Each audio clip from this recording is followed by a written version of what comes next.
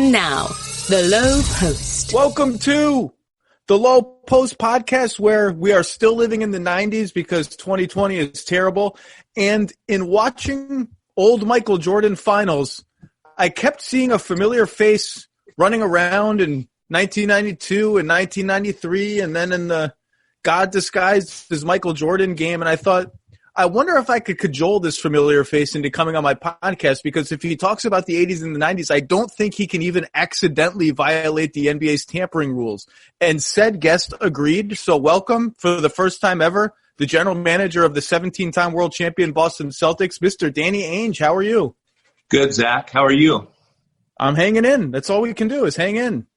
Yeah, no, it's been good. Watching the Michael Jordan stuff has unfortunately relived some bad memories as I spent most of my career getting my butt kicked by Michael Jordan, but also some very, very fond memories as well. Well, you didn't get your – I mean, he kicked everyone's butt, but we're going to talk about the fact that the two finals I mentioned were even closer than I remembered in rewatching them. But let's start with the 86 game, the 86 series where you guys sweep them 3-0. You're 40-1 at home. You're maybe the best team of all time. Scores 49 in game one, 63 in game two, in double overtime. Double overtime? Oh, my brain is turned to mush. Double overtime. I did not. Was it known that you guys went golfing in between games 1 and 2 before this documentary came out? Was that a thing that I just didn't was in the ether and I just didn't know? Yeah, I think I've mentioned it before publicly, but yeah, probably didn't get much play. I mean, I played golf with Michael a bunch of times actually over the years, and I mean that was what Michael, as you can tell in the documentary, that's his escape. That's what he loves to do, is play golf, and I'm the same way. Mark Vancil and Mike Carey were friends of ours. Anyway, they put it together. Mark was a reporter out of Chicago and Mike from Boston, and the two of us played with Michael and myself that day. We had a great time. I think we played 36 holes at Framingham Country Club. And yeah, so Michael had 49 in game one and he had 52, I think, in game two in regulation. But I'm not sure the loss on the golf course had much to do with Michael's 63 points in game two, because when he dropped me off that night, he said, be sure to let DJ know that I got something for him. So he lost or you lost at golf? Michael lost, yeah. Michael lost. So did you guys know each other well enough to go golfing on your own, or did it take or obviously these two other guys, Mark Vancil and Mike Carey, set it up, but did you know Michael well enough then that the two of you could have just gone golfing, or would that not have been a thing that happened in 1986? Yeah, probably not. I did not know. That was my introduction to Michael, other than playing against him on the court, but that was my introduction to him on the golf course. And we had a great time. We hit it off. We had good matches. We were both pretty good players. And we both were very passionate about golf. And it was something that we loved. It was something that we loved to do. And in a precursor to the story, when Bill Fitch was coaching our team in, I think it was 1982, and Bird, McHale, Roby, and Rick Roby, for people who don't know, was Larry Bird's. Was he Larry's closest friend on the team for a while? Yeah, definitely one of his after hours buddies. Yeah, he spent a lot of time with Larry off the court. But anyway, there was four of us. We went out and played, and Fitch told us after practice, he said, if you guys each going to be fined $500 and for playing golf yesterday on an off day. And there was silence, and no one said anything. And then about 10 seconds later, Bird says, "Well, boys, we better up the stakes tomorrow." But it's always been fascinating to me that with all the things that I've been around in sports for 40 years, I played 18 years of professional sports, and for people to get upset about on an off day, riding in a golf cart up to your golf ball in the afternoon of a beautiful day, that's the least of the things that people should worry about players doing on their off day. I think it's a very relaxing, great time of the day. Golf never crossed I've only golfed like real golf maybe 20 times in my life, 15 times. I never crossed the barrier where it became relaxing for me. It was always frustrating.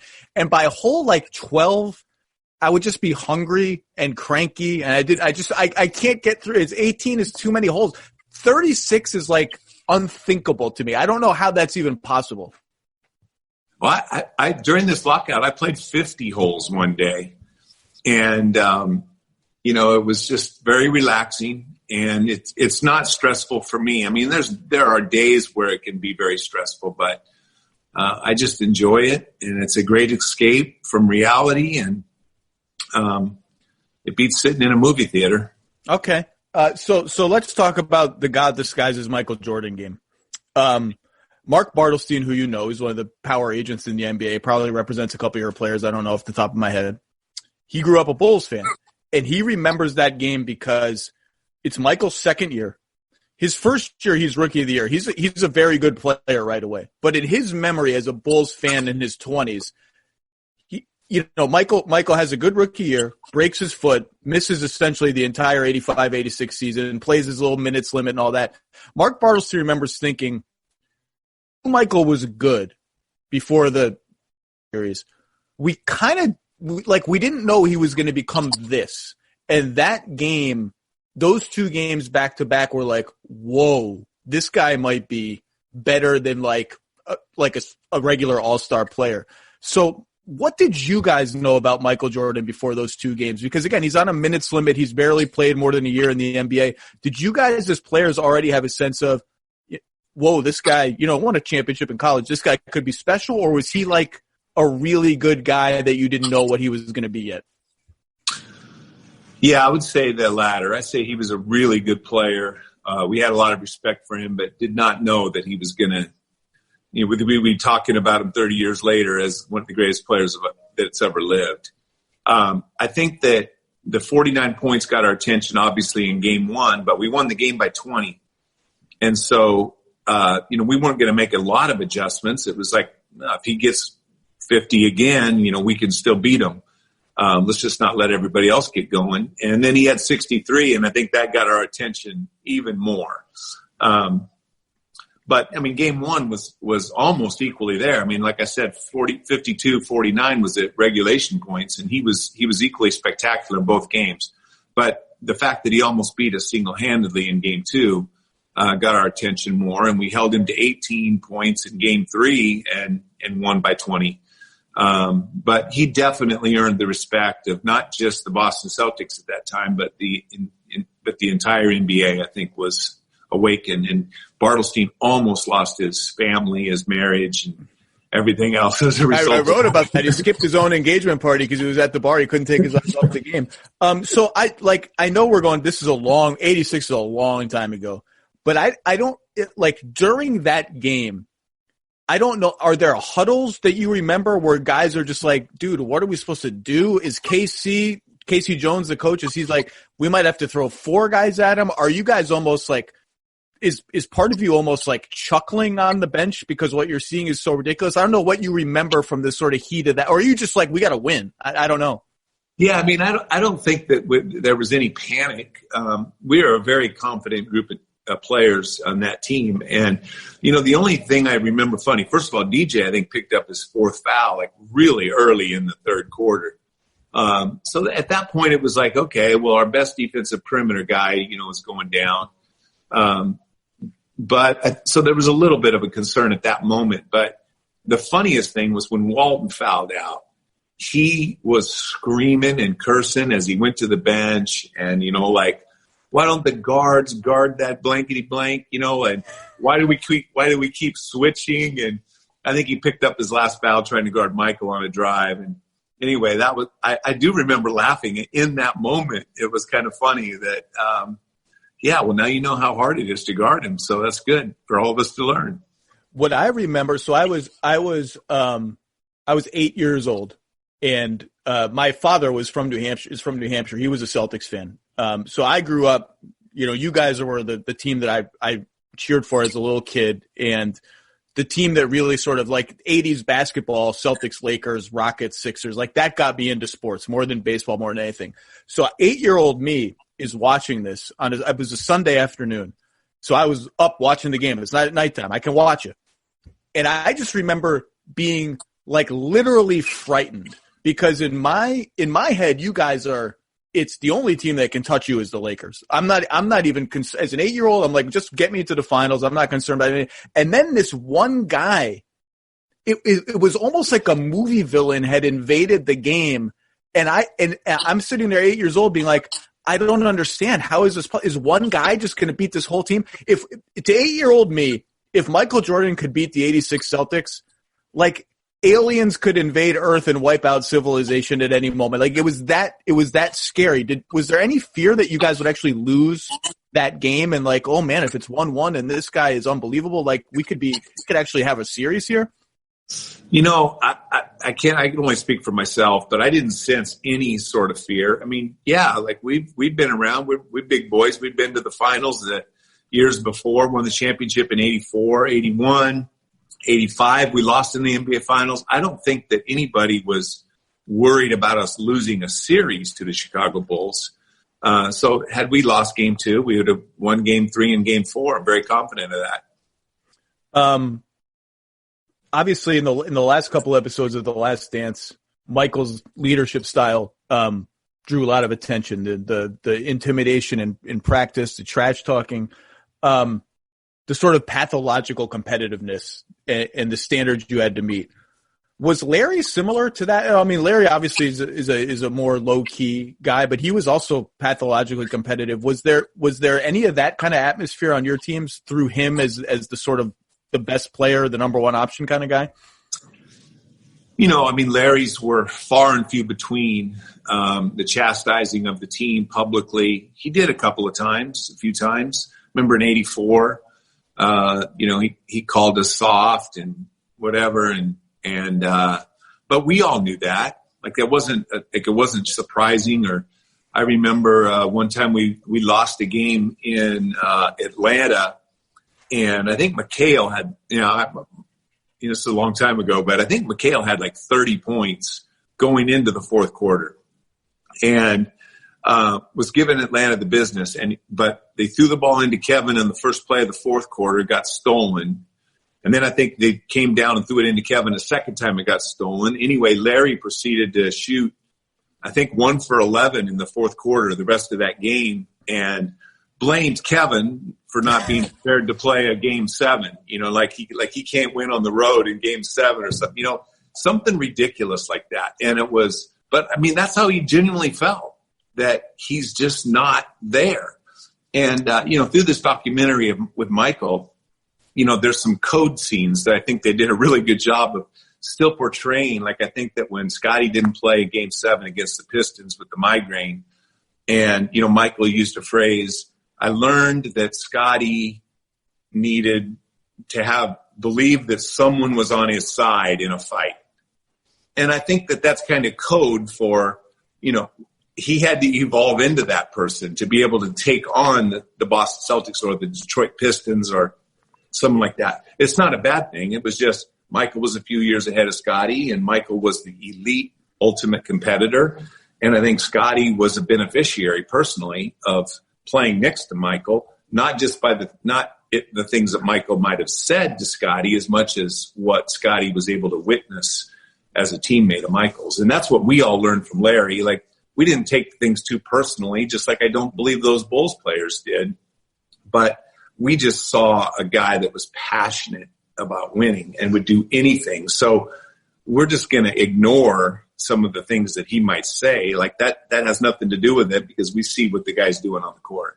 Larry, there are lots of stories, if you read all the books that have been written about the 80s Celtics, about that was the thing between Larry and Kevin McHale, right? Like Larry just didn't think Kevin McHale had a certain like nastiness and just all out, like Kevin McHale was kind of a normal guy, and Larry as a competitor was like at the next level of just trying to kill you. And I think there's a famous story of like Larry broke like Kevin McHale maybe broke the franchise scoring record, had a shot to get 50 in a game and didn't go at it. And Larry was like, how can you not keep going for the record? And then the next game he scores 50, he breaks the record or something. But how much of that was a real dynamic that Larry just kind of thought Kevin's a great player? Obviously they won multiple, 3 titles together, but didn't have like the same pathological fire. Yeah, I mean, I just think that they're completely different people. And just like Michael and Scottie, I think you can draw a parallel in that they didn't see the world the same way. They didn't approach the game or approach life or anything the same way. And I think that there are some people that are just, frustrated that they don't have this same competitive drive and fire. I coached Jason Kidd early in his career, and he had a similar issue sometimes that guys just aren't doing the right things or trying as hard as him. And, you could look at his eyes in the fourth quarter of a game and just see an assassin. And I loved that about Jason, but, he, at the same time, I had to talk to him after every game on the way to the locker room in Phoenix because he may go nuts on somebody in the locker room after the game. And so it was just, but his teammates loved him and adored him because the guy was all about winning and there wasn't any doubt about that. And I think the same thing with Michael and Larry. And yeah, there's differences between players and, but I think that Larry grew to really respect Kevin. It just wasn't always that way. I mean, I was there, my first 8 years were, 1 year behind Kevin coming into the league and 2 years behind Larry. So oftentimes Larry would say, Danny, go tell Kevin this. Or Kevin would come to me and say, Danny, go tell Larry this. And so I was in between. These are my two big brothers. And I'm trying to, but they didn't communicate as well. At the same time, I think that as time grew on, they had an amazing mutual respect. And personally, I think the same thing happened with Scottie and Michael as well. Although it is funny, I don't know if you noticed this. I went back and watched it the other day. When they bring up the migraine game, I feel so bad calling it the migraine game. The game in which Scottie Pippen had a migraine, Game 7 against the Pistons, they say the word migraine, and Michael's on the camera, and Michael has this little smirk go across his face. He still kind of doesn't believe that Scottie had a migraine or doesn't really believe that a migraine would ever keep him from being at his competitive game. I go back and watch it. There's a little smirk that comes across Michael's face. I saw that. I saw it too. That's what I'm saying. That's the code. The Michael smirk and said, Scottie needed to know that he had someone to fight with him. And so, it was those code things were real. And I think that they were Michael probably blew them out of proportion as a player in that moment. But over time, over history, he realizes Scottie was a gamer. He was a great player. He was so fortunate to play with him. But back in the moment, I guarantee you Michael had a problem with it. Interesting. Let's flash forward to 92 because a lot of stuff happens and then you face Michael in the finals with the Portland Trail Blazers. And the Blazers have come off a finals loss to the Pistons in 90. And then they don't make the finals in 91, which is an underrated kind of franchise disappointment, I think, for them, for the Lakers to advance past them. And you go into that finals. And now at that point, I'm 14 years old. I'm like a full-on nerd sports fan. The Clyde Michael thing was real. At least in the media, it was real. At least with my friends at lunchtime in high school, that was a real thing. Is Clyde threatening Michael's status? I wonder, inside your team, was it something that people were aware of the noise, and was there any fear that Michael was also aware of the noise and it could get bad? I hate to admit this, but going into that season, 91 was a very big. You're right about that. That was a big disappointment for us in Portland. We thought we should have beat the Lakers and been in the finals that year. Thought we were the better team. Lakers beat us, and 92 was a very focused year for that Blazer team. And Clyde had a spectacular season, was an incredible player, passer, much better passer than people give him credit for, a better teammate. Just Clyde was a joy to play with. And he was an amazing player. He wasn't Michael. Like, he's guilty of not being Michael, because when all that talk started going, and you know how the buildup gets in the NBA Finals, everybody's all, making everything a big story, but that was the story, like Clyde versus Michael. And I did not like that. I felt like our team versus their team had a chance, but like Michael, by that time in my mind, is the best player in the league. And there is not a dispute as to who's a better player between Michael and Clyde. And Clyde was great. Like, he was the second or third best player in the NBA at that moment. So no knock on Clyde, that Michael was in a different class. And I just, knowing Michael like I did, I was worried about that. And the same back in 1993, the next year, Charles wins the MVP, which he deserved at that time. I mean, Charles had a great year. Phoenix, that was a great story. I'm sure a lot of fans got tired of voting for Michael every year. But I was worried about that motivation for Michael as well. So I've been living in the 90s, so I rewatched the Shrug game, which is game 1 of the 1992 finals. And I have to say, watching it whatever years later, I was a little disappointed, because, like, really what happened in the Shrug game, where Michael hit 6 threes in the first half, which is a finals record, and I think the previous record was like 4. Like, he just shattered the record. You guys just didn't guard Michael from 3 because he didn't take threes, and like nobody took threes. And so Michael's just decided, I guess I'm just going to shoot these wide open looks. So I don't know. Do you remember being like on the bench, commercial breaks, being like, this is weird. Do we need to actually adjust? Is this just random? Is he going to stop shooting? It was a strange game in retrospect. Well, I mean, I think going into that series, I don't know how many he made, but I'm guessing 33s the entire season. 27. Okay, 27 threes the entire season. So, Michael was unguardable getting to the rim. His hand size, his coordination, his ability to use both hands. He slithered through and in and around multiple people coming after him. It was all about keeping him off the line and keeping him out of the paint.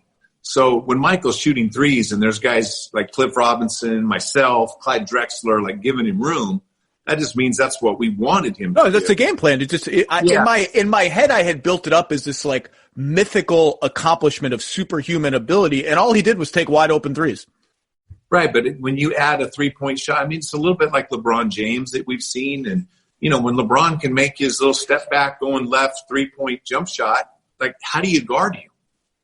They just become completely unguardable. And Michael, when he's making threes, it's a little bit of a frustration, because now what do? You can't take the 3 away and open up the very best part of his game, the game that has been part of his career and everything else. So that 6 threes in the first half was surprising. I don't know if he even keeps shooting threes if he doesn't make, 3 or 4 in a row right there. I'm not even sure he even continues to attempt them. If he misses 1 or 2, he probably would just keep trying to get to the rim. So, you got to tip your hat to him. I think it's a good lesson that in evaluating eras, even though Michael wasn't a 3-point shooter in his day, if Michael grew up in the game today, I think we can all acknowledge that he was a great shooter and he would have been one of the best 3-point shooters in the game. In game 2 of that series, which is a monumental win, really, for the Portland Trail Blazers. You guys are down like 10 with a few minutes left to go. Clyde fouls out, and you guys come back and force overtime. Michael misses a potential game winner at the buzzer. You win in overtime by like running away. There's a moment where you're bringing the ball up, and Bobby Hansen, this was the Bobby Hansen series, unfortunately for you guys. Bobby Hansen goes under a screen against you from like 25 feet out, and you just jack a 3 off the dribble. And it was like, watching it now, it's like an alien from 2020 got dropped into an NBA game, and like nobody took off the dribble threes. But that game, like those Portland teams, I think, are kind of remembered as didn't quite have the gumption to do it, like didn't get over the hump. You don't win that game in Chicago if you're not a tough team. That's with Clyde Drexler fouled out on the road, down 1-0 against the best player in the world. I don't know what your memories are of that win. Did you guys never lose faith in that game? But that's a gritty win. Yeah, I remember that game well. I think that I played really well coming in for Clyde late in that game. You did. And in overtime. And I remember that being a very big win for us. And the team did have a lot of guts. And, that team got criticized a lot for shot selection and, weren't smart. And, I learned from Rick Adelman, who I thought did a fantastic job with that group of guys. And Adelman told me in training camp, my first year in Phoenix or in Portland, he said, you got to take that shot, Ainge. When I was about 5 feet behind the 3-point line one day. And I said, seriously? He goes, yeah. He goes, I would rather have you take that shot and let Clyde, Jerome, and Buck chase it down than you throw the ball to one of them on the post. Like, take the chance of making the shot because they're going to get it off the rebound. And I remember I thought that was kind of silly advice at first, but maybe 20, 25 games into the season, I went, there's a method to this. Some of the shots that we're taking, I understand why the outside world says, wow, that's a third. It's almost like shooting 2-for-1s on some possessions because we were such a good offensive rebounding team and Duckworth and Cliff and, added to that as well. So, that was a big win. Game 2 was huge. Cliff Robinson, by the way, I think is one of the all-time would have been better 20 years later play. I mean, he was good. Cliff Robinson was really good. He has if you look at his career stats, dude, this guy scored over 15,000 points. But when you guys played him at the 5, Buck Williams out, Kevin Duckworth out, put Jerome Kersey at the 4, Cliff Robinson at the 5. That's a lineup in 1992 where you're that is Cliff Robinson as a stretch 5 would be a huge problem today. No question. Well, I played Cliff as a stretch 5 when I coached him in Phoenix in the late 90s. He was playing my stretch 5. I had Hot Rod Williams and Cliff Robinson were my centers. And but Cliff was a stretch 5 in the late 90s. The Portland series in 92 against the Bulls is the one that is most different looking at it now than it felt to me in my memory. In my memory, it's just another one of the finals that was never really in jeopardy for the Bulls. It's they're always up 3-1. It's always sort of it's anticlimactic when they win.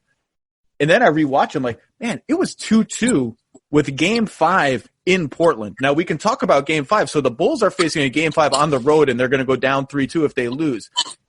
And you guys won Game 4 with an astonishingly good defensive performance against the Bulls. Game 5 was rough. We can talk about what happened in Game 5 if you want. But after Game 4, did you guys think – Michael is just this mythical figure. And to fans and regular people, the Bulls were just unbeatable. But 2-2, did you guys think, yeah, we have a handle on this. We know how to beat this team. We can win? I guess the best analogy I can think of with Zach is it's like golf.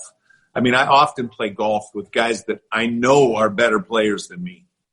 But still, in my naive mind, I believe that I'm winning, even though the odds may be 1-10, 2-10, 4-10. I don't know what the odds are, and I don't know what we thought the odds were against.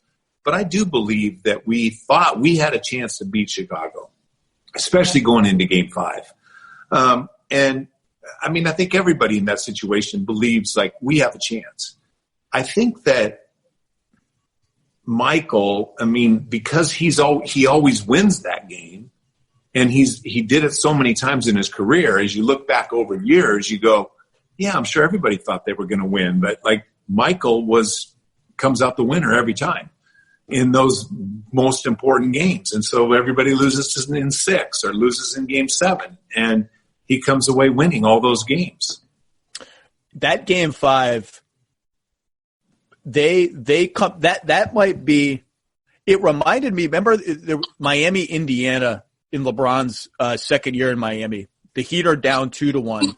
Bosh is hurt, and the game is in Indiana. It's Game 4, and Wade and LeBron have one of those games where they're just in sync. LeBron's hitting him on cuts. They combined for 70, I think, in that game.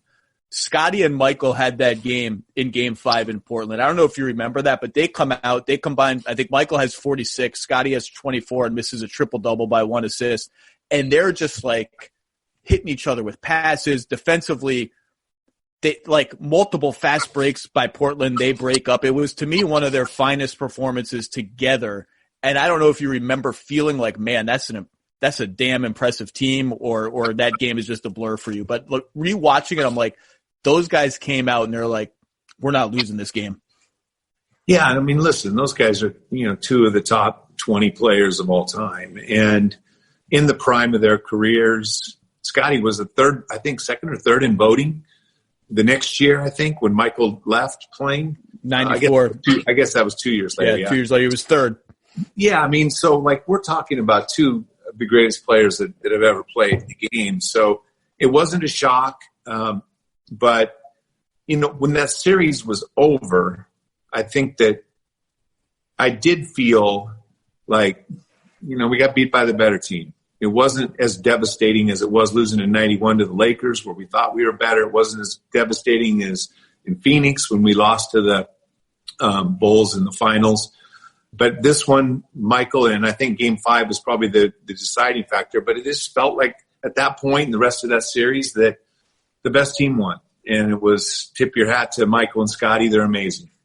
If people want to go back and see two athletic, two-way wing players, two of the best, maybe the best player ever, and certainly, as you said, a top 20 player, at the absolute apex of their game, both individually and working together, watch the first quarter of that Game 5 in the 92 finals, because they come out and they're like, Terry Porter, you're not going anywhere. Clyde, you're not getting away from us, and they're forcing turnovers.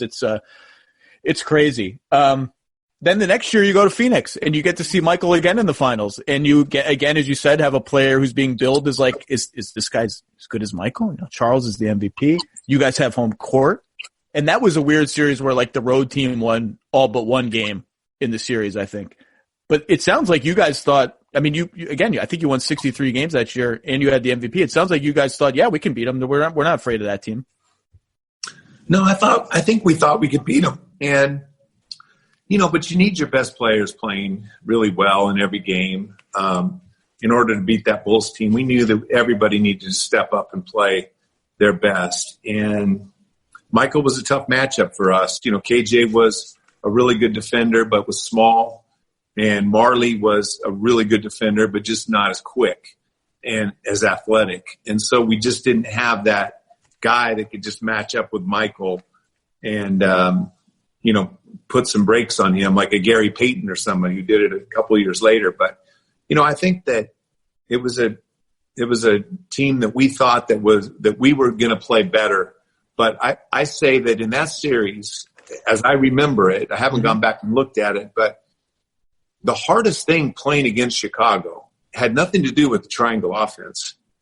It had to do with scoring on them. They were so dominant in the last 5 minutes of games defensively.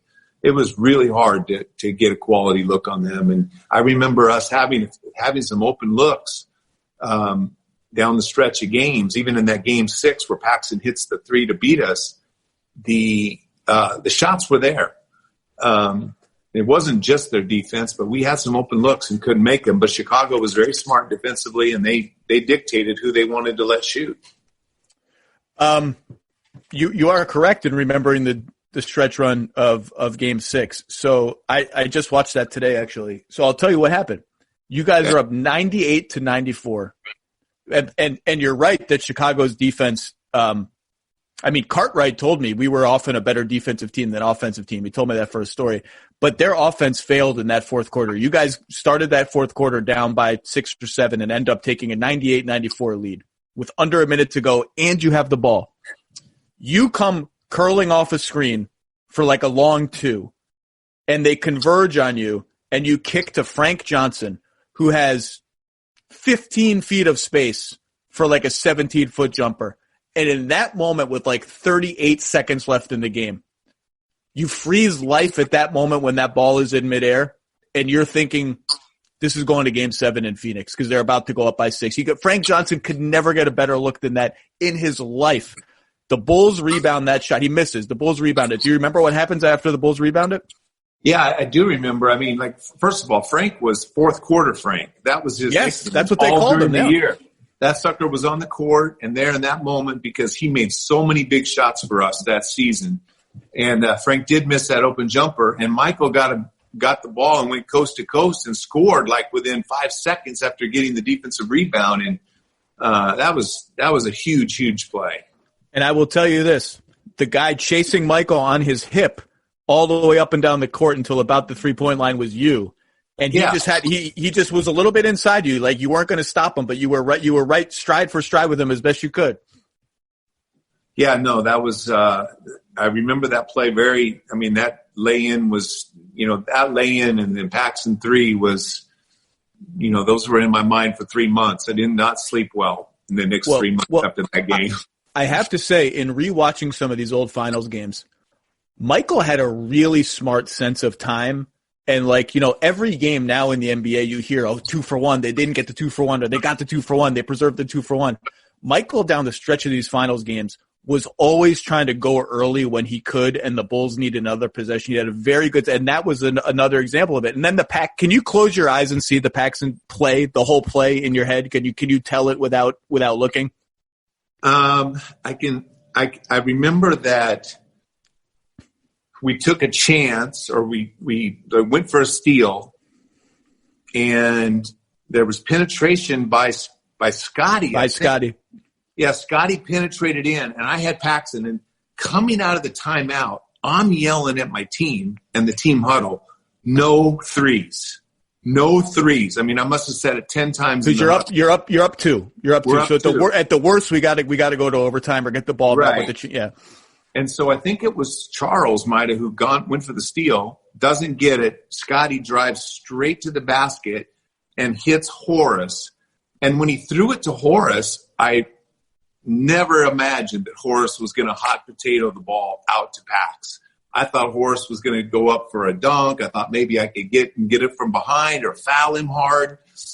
But, he got rid of that ball so quick, and I was just stuck in the middle of it, and there I left John Paxson open. I played against Pax my whole career, and one thing I know about Pax is I did not think that shot was going to miss. And to his credit, he knocked a big shot down, and that was a very painful loss. It's an interesting play because thanks for bringing up that memory. Look, this is what happens when you have Michael Jordan's contemporaries on. They just have to talk about what it was like to lose to Michael Jordan. There's no other subject matter. We could talk about COVID-19 if you want. It's much less. It's much less, fun. But you're right. So Michael's not really involved in that play at all. He passes it off to Scottie, and Charles, because Scottie plays the 4 a lot down the stretch of that game. So Charles is guarding him, and Charles tries for the steal, doesn't get it, and is lunging toward half court, and Scottie immediately spins and beelines for the rim, drops it off to Horace in the dunker spot, and at that point you have no choice because Horace is going to dunk the ball. So you run at Horace, and I've always said it's the most underrated part of the play. Horace throws this crazy spinning back away from the hoop pass on the button to Paxson for the winning shot, and you don't think of Horace Grant as a passer. You think of him as a rugged rebounder, interior scorer, a little bit mid-range jumper, great defender. That is a really, really good pass, and it's kind of like everyone remembers the Paxson shot, but I'll bet you if you polled 100 NBA fans, they would think that Michael drew a double team and passed it to Paxson, and it's Scottie to Horace and a crazy backward pass to Paxson. That you're right, you just don't think that's the way that play's going to unfold. No, and like I said, I knew coming out we didn't want to give up a 3, but your instincts just take over in those moments of the game. And but I did. It was a great pass, no question about it. And that wasn't in Horace's nature. It was not. I hadn't seen him make great passes like that most of his career, but he sure did at that time. So in the documentary, when they bring up that Jordan had heard that Jerry Krause, his GM/nemesis, loved Dan Marley and was obsessed with Dan Marley. And that was part of Michael's motivation for trying to win that finals and go at Dan Marley. Did you just sort of did you know that, or did you text Dan Marley? I don't know if you have Dan Marley's number. Did all the old Suns sort of start talking like, man, no wonder this guy had the greatest. I mean, it might be the greatest finals of all time, individually, Michael's 93 finals. I think the whole story about Michael's motivation is a little bit overrated in this documentary. But other than the fact that if it wasn't Dan Marley, it was something else. If it wasn't Charles Barkley, it was Dan Marley. If it wasn't Dan Marley, it was Kevin Johnson. If it wasn't Kevin Johnson, it was Danny Ainge. It was, Oliver Miller. I mean, or Paul Westphal could like pass by him at dinner, and that might. I mean, all of that stuff is just like that's who Michael is. It's just it doesn't have anything to do with Dan Marley, but I mean, Michael he just found a way to invent a competitive edge to keep him at that competitive edge and motivated to win. I'll tell you, Barkley, rewatching 93 Barkley, there was just nothing anybody could do with that guy. Like, Horace Grant is he an all defensive level player? I mean, he's very good. And it's like automatic crisis double team when Charles gets the ball in the post against Horace Grant. Like, and to the point that they bring Scott Williams in crunch time for a little extra, but like, Charles was just on another level that season. And I don't know if when Charles was in shape and like really playing, that dude was an absolute monster. And that season, like the Bulls there was nothing you could do with him in the post. It was really, astonishing how powerful and athletic he was. I think Charles is one of the most underrated players in the history of our game. I mean, playing with Charles in Phoenix, I mean, first of all, the guy made me laugh, genuinely laugh every single day. It was such a joy to play with him. And, he was far from perfect, but he was so gifted. And, 93 was that special year where he wins MVP. And personally, I think it had something to do with playing in the Dream Team in 92, realizing, like, I am as good as every one of these players. And he was also in the best shape, I think, that ever in his career at that moment because he had played during the summer and spent so much time with the top players in the world. And so, but he was a joy to play with. He was great. I mean, his physical tools were as good as any power forward that's ever played. And just to put a bow on the 93 finals, I mean, I really had forgotten the Frank Johnson jumper. Then you guys get the ball back. You're still up 2, 98-96. And Frank Johnson doesn't want to shoot. Almost the same shot materializes for him twice on the next possession. He doesn't take it. Kicks to Marley on the baseline. Marley's wide open. Badly misses a long 2. Like, I had just forgotten. I knew about the Paxson shot, obviously, so I knew you guys were close to forcing in Game 7. But I really forgot how close that was to, okay, it's Game 7 in Phoenix. Like, anything, like, it was really, you guys should have won the game, frankly. I mean, you should have won the game. Now, and those open shots came as a result of them taking the ball out of Charles' hands. Is that right? That's what I remember. Yeah, Charles was automatic double team. Automatic. Yeah, Charles just had to kick it out, and we had to make an open shot. They were forcing us to just make an open shot, and we couldn't make one. And it's really, I mean, you watch these old games. No one is spacing to the 3-point arc. Like, not even guys you think of as shooters. Like, Kevin Johnson is spacing to like 19 feet away for these kick-out passes from Charles. It's like, why is the line even there? There's like one guy on the floor that's even bothering with it. It's really crazy how bad the spacing was. Yeah, it was a different time, and the percentage of shot was more important than the factor of the third point.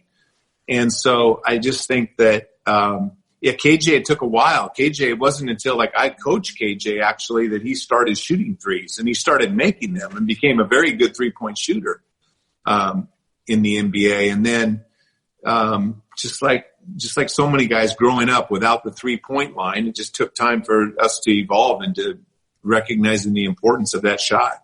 By the way, at some point in the 92 finals, you make a 3 and Marv Albert says Danny Ainge has moved in to second all time in NBA playoff made threes. I'll give you 3 guesses. Who do you think was ahead of you in 1992 for all-time playoff made threes? Was it Bird? Nope. This is according to Marv Albert. I have not fact-checked Marv Albert's exact to-the-day rankings of all-time. I assume he's right. Wow. I'll give you a hint. It's somebody you faced in multiple finals. Right. I was going to say Michael Cooper. That's who it was. Michael Cooper was number one all time in playoff made threes. I mean, I guess it makes sense because the three only came in 79, 80, but like Michael Cooper in 92 is still like number one all time. Anyway. Right. Speaking of underrated players, I agree with you. Charles is underrated. We just did this top 74 all time players at ESPN.com. KG came 20th. Now, I haven't. Wait, you did top how many? 74? 74. I think, is this the 74th season? I don't know why we did 74. Okay. KG came 20th. Now, my gut reaction to that was that's too low. I haven't researched enough to know who I would leap him over. Dirk is right in front of him. Julius Erving is nearby. Moses Malone is nearby. But I do think KG is closer to like 12th than he is to 25th. And I fear that he is going to go down as one of the most underrated players of all time because of how he sort of languished in Minnesota. Prime KG was, 25, 10 and 5, 23, 10 and 5, legitimately defending 1 to 5. KG has a case as the greatest defensive player of all time. I don't know where you would rank him, but I think the what if of like if you flipped where they got drafted between Duncan and Garnett, I would love to see how their careers had played out. I mean, Tim is better than Garnett, ranks higher than Garnett. But if Garnett had gotten drafted to the Spurs, I would love with their front office and how they drafted afterwards. I just think he might be the all-time victim of NBA circumstance. Well, there was a time when him and Marbury were together. It looked like those guys were going to be, a franchise duo for years and years to come when they were young in Minnesota. So it fell apart there when Steph ended up leaving. But, KG was, such a joy to be around. Forget about the numbers. I think the numbers, when he was in Boston, he certainly wasn't at his peak. And yet he changed our culture single-handedly. He changed the culture because he gave so much confidence to everybody else. He was so unselfish. It was all about winning. And his versatility, his ability to guard 1 through 5, his ability to score if you needed him to score, and his willingness, I should say, to share the ball with Paul and Ray and let Rondo have the ball in his hands a lot. KG was a consummate team player, and I think he's up there when it comes to top defensive players of all time. I think I would have to put, you're too young to remember watching Bill Russell play, but I would say Bill Russell was the best defensive player of all time, and KG is in the running for number 2. Were you at the game? I believe it was in Utah in 2009 when he hurt his knee. Or he hurt his shin. I don't remember exactly what. He hurt some tendon, but he went up for an alley-oop, and your season kind of went away with his landing. Were you at that game, and how quickly did you know? People forget that team started something crazy like 27-2, just rampaging, looking at a back-to-back title. How quickly did you know? This is going to be a before and after moment for us.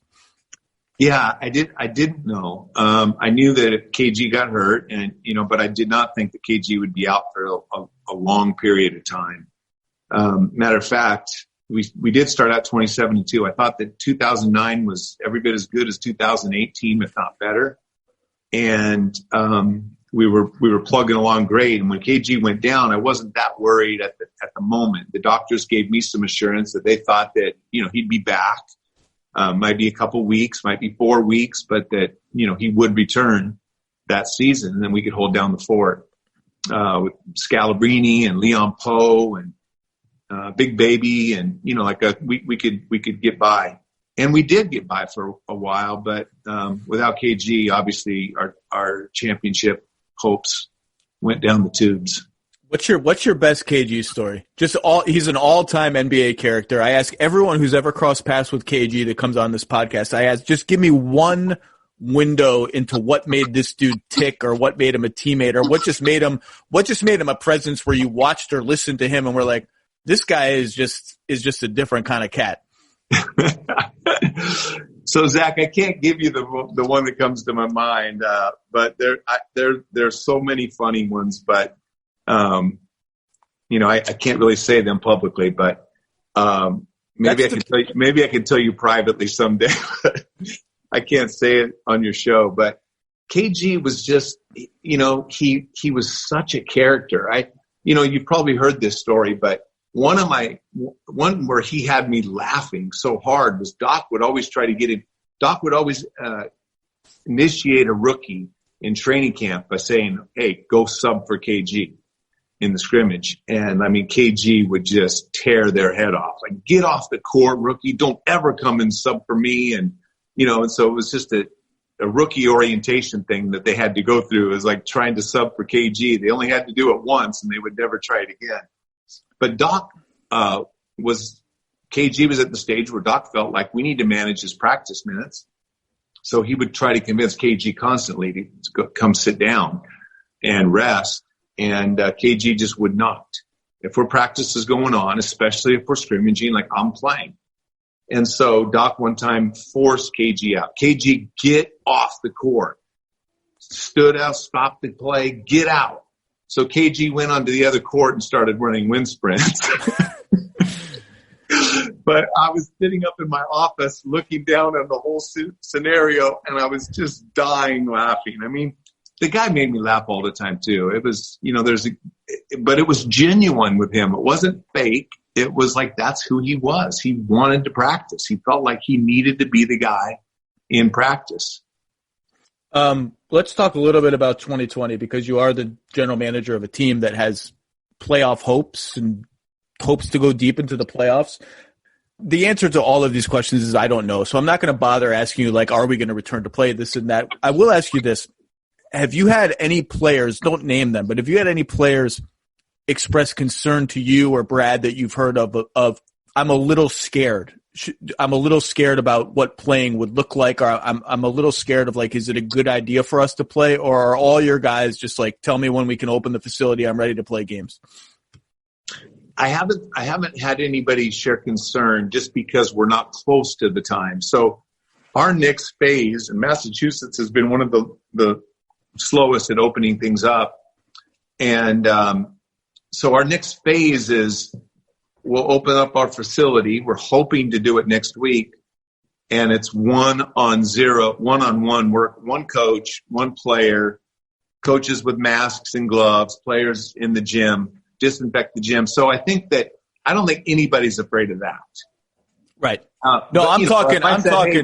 If I said we're 2 or 3 weeks away from playing, I'm sure there would be some players that would have some trepidation, but I think everybody's just really anxious to play right now. That's what I think. Would you, if the NBA does this bubble thing in Disney World or whatever, would you go? Sure. Okay. I don't think I want to go, but we'll see what the world looks like. I'm not saying I don't know if I want to go either. I don't know where I'm going to sit. I don't know if I'm going to be in the gym, if I'm going to be watching it on TV.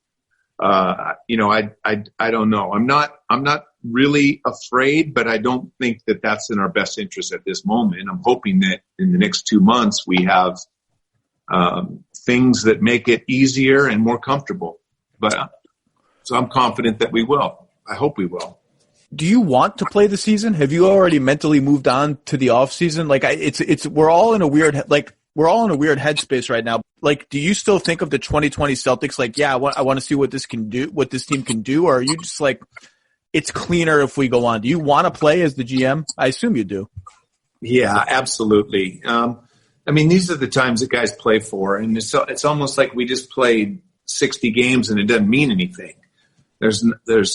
So I think that I would like to finish the season, and I think most of the players, if not all the players, would like to finish the season and move on the next year whenever. But I think from a management standpoint, yes, we got to manage the draft, manage free agency. That means pushing the season back is going to make those windows much, much smaller at different times and much more complicated. But we're trying to do all we can right now. I got a lot of time on my hands, and so we're trying to be as prepared as we possibly can. How many salary cap and luxury tax projections do you have right now? Do you have 0 because you're just like, I give up, or do you have 100? I told Z I don't even want to see those. Like it does me no good right now. Like that's not part of the equation. We're just talking players, evaluation, and we'll talk about that because nobody knows the answer to that. I mean, those things are changing month by month also. So we'll see if we even come back to play. Those numbers could look better, and I'm just hoping that we can go out and play. I mean, listen, it's fun watching The Last Dance. It's fun watching, some old Celtics games, but I'm like way over that now. I'm ready for the real stuff. And even some pro golf to get back and pro baseball. Like I'm really itching for college football, NFL. So I hope we can find some solutions to the crisis that we're facing. One last dance question I forgot to ask you. They made a big deal out of the Pistons walking off the court when the Bulls finally beat them in 1990. 1991. And Isaiah says, well, Bill Laimbeer and I said to ourselves, let's pass the torch to Chicago the way Boston passed it to us in 1988. And said, if you watch the film, Larry Bird walks off the floor. Some of the Celtics walk off the floor. And I went back and watched it, and Isaiah's right. Some of you guys walk off the floor while Adrian Dantley is at the foul line. I said on my podcast already, I think the circumstances are a little bit different because you guys are in Detroit. The home crowd is already celebrating. There's already been some fans and photographers storming the floor to the point that the PA announcer says, please, the game's not over. People sit in your seats. But he drew an equivalent, so I want to ask you, did you guys talk about it walking off? Do you even remember walking off? Do you feel that was a fair comparison for him to make? I don't think it's a fair comparison because there was no plan. We had never done that before to any team. Yeah, we had a good rivalry with Detroit, but Detroit had earned our respect. We were more than fortunate to beat Detroit in 87, and then, for them to win in 88 was they were justified. They were a better team. And I don't remember having any hatred toward them. We weren't going to say, wish them good well. I think it had simply to do, there was such a long walk back to the tunnel in Detroit. And we left before the buzzer sounded just for our own safety. And the one guy that was still on the court was Kevin. And Kevin did stop and talk to Isaiah. And, so there wasn't a coordinated effort in any way, shape, or form other than the safety of the players. Unlike Detroit, who game planned to, snub the Bulls as they walked by him for whatever reason. And, I don't think it was close to being the same. No, the hostility between you guys and Laimbeer, particularly Larry and Laimbeer, that was real. So, Mike, if you see Laimbeer in life right now, would you talk to him, or do you guys still is Laimbeer still persona non grata for all the 80 Celtics? I mean, listen, he was tough to play against in that regard, but I get a kick out of Bill, and I would talk to Bill. I have run into Bill over the years, and I have talked with him. So yeah, I don't really hold any grudges against guys that we played against. I respected the Pistons then, and I respect them even more now. By the way, Bill Laimbeer, 3-time NBA All-Star. The average fan just thinks he's a bully that hit people. He's a 3-time All-Star. The Bad Boys were awesome. They had one team that made the finals. I had our stats guys look this up. 7 players averaged double digits. You know how rare that is? I think they're one of 3 teams that have ever made the finals with 7 guys averaging double digits. They were a deep, nasty team that I think is actually, because they're the gap team between Magic, Bird, and Michael, that they've kind of become historically underrated, and their run was a little, they came very close to three-peating. It almost won the 88 finals. That was a damn good team. Forget the violence, forget the bullying, forget all the, whatever. That was just a straight-up good, deep basketball team. No question. And so, we grew up in an era, as you said, there wasn't a lot of spacing, and but there were some dominant bigs in that era. And, double teaming was a big deal. It started out where you double team the post and you'd rotate 2 guys. Then it evolved into double teaming in the post and rotate 3 players out. And the Detroit made it a 5-man rotation. When they had Sally and Rodman in at the 4 and the 5, they just rotated all. And that was the first time we saw 5 guys that could play all 5 positions defensively on the court. And it changed the game defensively, and you got to give them a lot of credit. I mean, Rodman and Sally were enormous off the bench and gave them amazing versatility defensively, and adding that to the great Dumars and Benny Johnson and Isaiah Thomas, and they're amazing. And Adrian Dantley and Mark Aguirre, they did have a very, very big team. And James Edwards, they had a lot of scoring on that team as well. Last question, and I have to ask you, and then I will let you go. When did you know, and why did you know, that you wanted to trade down in the 2018 draft? Was it 2018, maybe 2017 draft? Trade down from 1 to 3. How did you know, and when did you know? That's a question I can't answer honestly. I can't answer that question for lots of different reasons, but it's 2017. But I do think that there was a time for lots of different reasons that we had our eyes set on Jason Tatum. And we were very confident that Philly was taking Markelle and that Lonzo was going to LA. We were very confident in that assessment. Because I personally always think the worst stuff is going to happen. Just that's the way I'm wired. I'm pessimistic. I'm a worrier. I'm anxious. I just can't imagine. I can't imagine being so confident that no matter what your intel is, that the Lakers are going to take Lonzo at 2. In my head, I would have just been so worried that the intel's wrong or we're not like. So do you like? Well, one thing about that is that we couldn't get Lonzo to come to Boston for a workout. We had the number 1 pick in the draft for most of that whole process. So and nobody was getting him to work out. So that was one reason why we just believed the intel. Not only everybody was talking about it for a long time, but that was we had a very strong belief in that. So, there was a story that came out this week though about Jason going to Phoenix. Jason was never going to end up in Phoenix, even if he didn't come in for that second workout with us days before the draft in Boston. We were still going to take Jason Tatum. Yeah, that was the thing about that story is it really beat up the Suns for not taking Jason Tatum. And I was like, well, I mean, that's clearly the workout process there that was described in that story was very poor, but they didn't have a chance to take Jason Tatum unless they were going to trade up somehow. Well, but not only that, we thought that Brad Stevens and I had flown cross country to see Josh Jackson in a workout in Sacramento, and he didn't show. They called us when we landed and said he's not going to make the workout.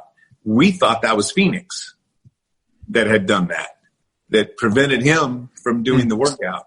So, listen, in Phoenix, you got the head coach is not there any longer. The general manager is not there any longer. Everybody has their own versions of how drafts would have gone. Anyway, it's good that we have Jason, and it's good that, there's stories coming out about him and how everybody else would have got him.